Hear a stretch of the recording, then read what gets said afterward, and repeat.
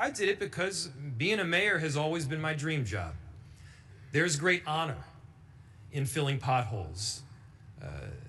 It is noble to keep people safe and to build affordable housing. That work, which we do every single day, is foundational to the principles of our republic, and all the same, we find ourselves in a different position right now. We are on the front lines of a very important battle, and it's important that we aren't silenced, that we aren't put down.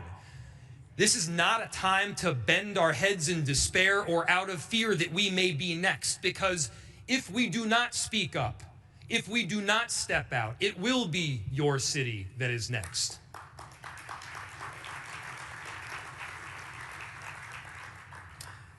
For those of you that have been watching the news and what's happened in Minneapolis, I'll tell you, it is that bad. People's constitutional rights have been trampled. Thousands of federal agents have descended on a city that has 600 police officers. 600 police officers and somewhere between 3,000 and 4,000 federal agents, ICE, and Border Patrol. People have been indiscriminately pulled off the street. Discrimination takes place only on the basis of, are you Somali, are you Latino, or are you Southeast Asian? And then American citizens have been yanked away from their homes after that solely because they look like they are from Mexico or Ecuador or Somalia. That's not how we operate in America. In America, we have these foundational principles of law. We abide by our Constitution. The rule of law is not just something that you say, but it is something that we practice each and every day. And as mayors, we know that.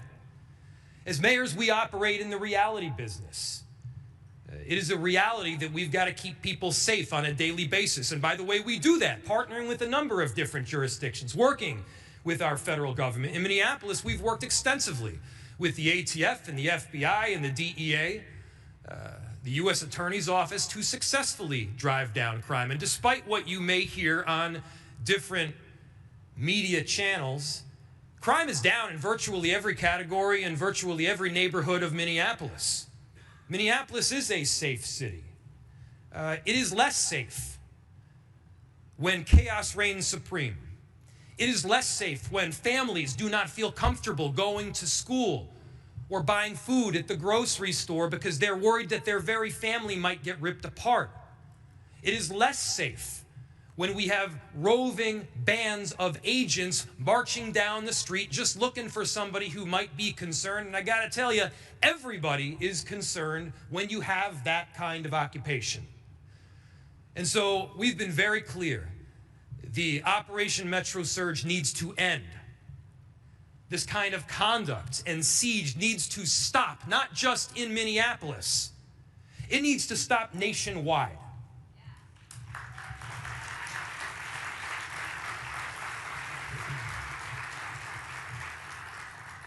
What's become clear to me is this is obviously not about safety. This is not even about immigration. This is about silencing a narrative or a political position that differs from that of a federal administration. We've seen this kind of conduct in other countries. We cannot see it right here in America.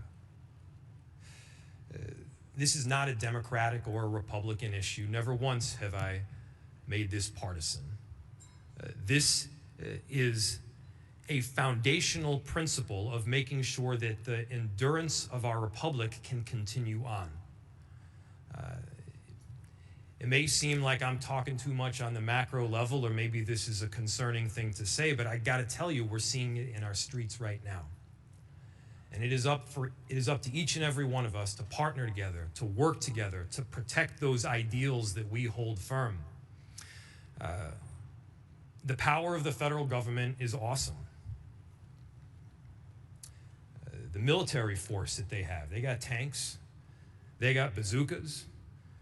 They can lay siege on American cities with thousands of agents and even troops, far outnumbering that of local police department. In Minneapolis, We've heard them say that they will end this siege when we hand over voter rolls. We've seen them attack and invade not just with this occupation, but also with the Department of Justice being used as a weapon. They're investigating me and several other local elected officials, not because we've done something wrong, but because we have exhibited one of the core responsibilities that both I and you have as mayors. And that is the core and foundational responsibility to speak on behalf of your constituents.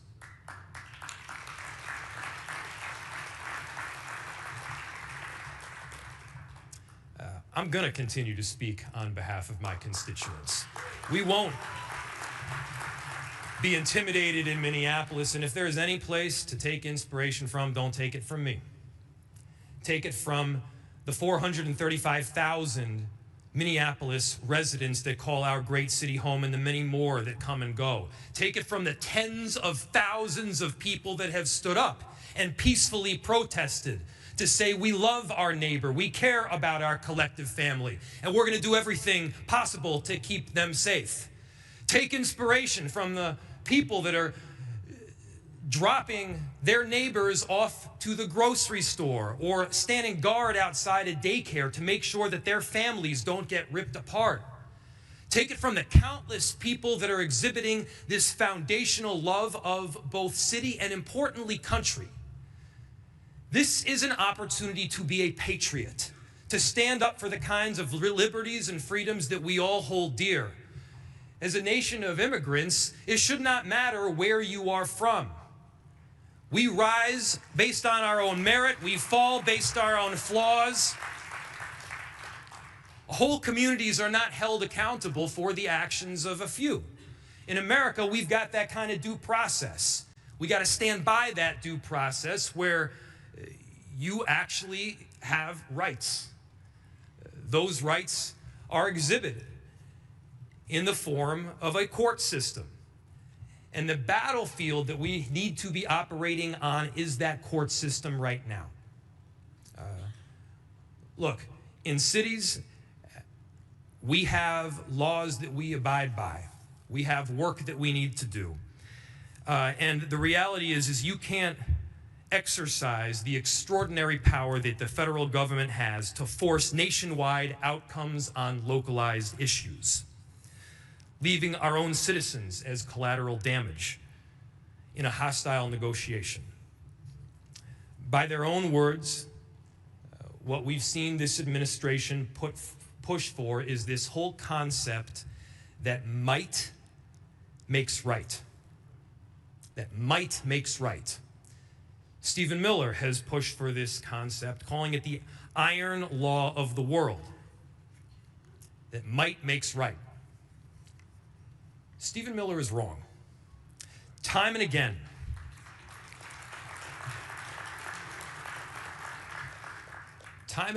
America has rejected the law of the jungle.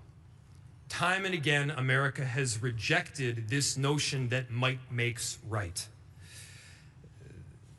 That notion and that belief that we are of something greater than simply force has allowed our country to rise in international influence and allowed great cities to be laboratories of democracy. We must reject the notion that might makes right again and again. We must understand that it is not the clash of iron that furthers the notions of democracy, but it is the intense battle of ideas. Might does not make right. In cities, we all recognize that ideas make right. And so, from Portland, Maine, to Portland Avenue in Minneapolis, to Portland, Oregon, mayors, we do not back down to bullies. We stand up for democracy. We understand that the common ideals that we hold are essential to the endurance of our great republic. This may not have been a battle that we signed up for. Each and every one of us entered public service for a different reason. Some of us entered to keep our cities safe. Some of us entered because we love to build affordable housing. Some of us entered because we care about climate. But now is also a moment where we all got to stand together. You have this unique relationship with the American electorate. This is more important than being a Democrat or a Republican.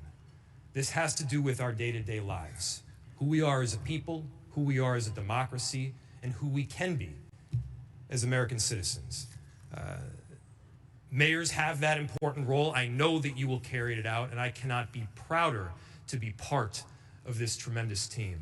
And so, on behalf of all of these incredible Minneapolis residents that are going through a very difficult time right now, to say the least, thank you. On behalf of the next city and the city after that that may experience this kind of invasion, thank you. We got to hold rock solid. We cannot back down. Our cities, our mayors are what will hold this democracy together. Thank you so much.